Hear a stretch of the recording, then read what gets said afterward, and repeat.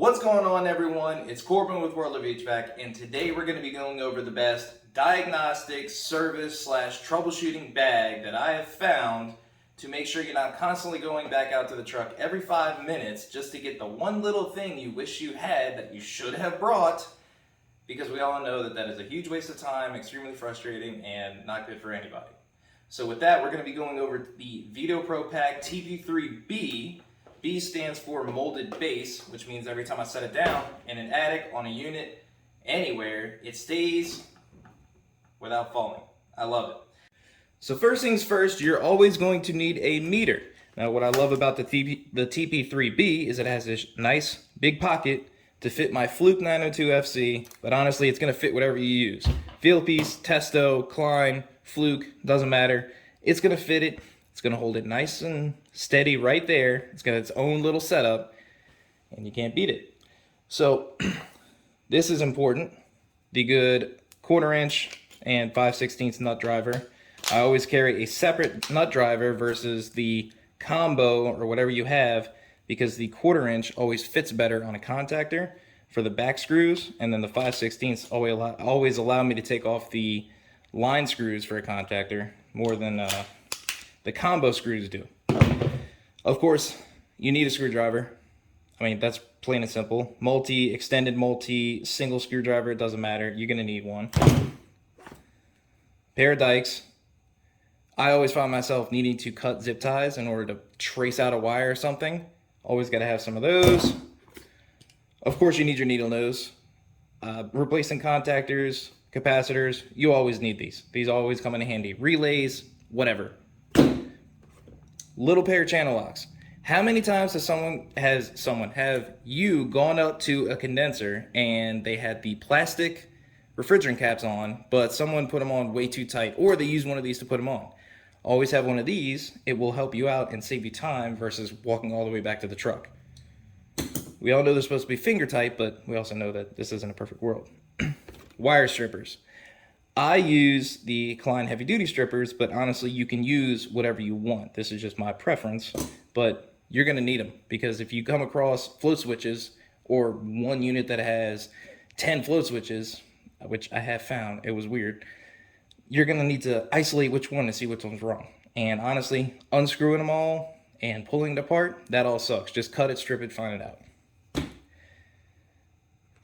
A couple of Phillips tips, because I always keep the 5/16, the Malco, your reversible head on there, but you come across sometimes where you need this. Like, what is it, Lennox furnaces, where you need to pull out a Phillips? Yeah, that's a pain in the butt.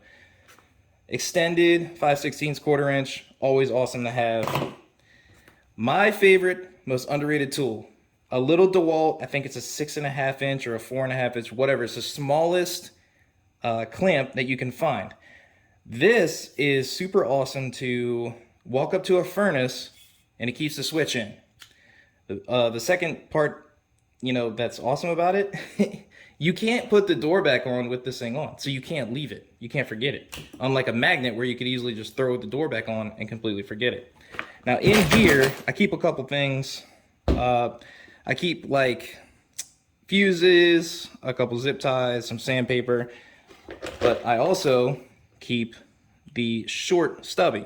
Like if you need to get to inside of a furnace, like you need to get to a flame sensor, you need one of these, because sometimes you can't get this in there because the inducer's in the way. So always keep one of these.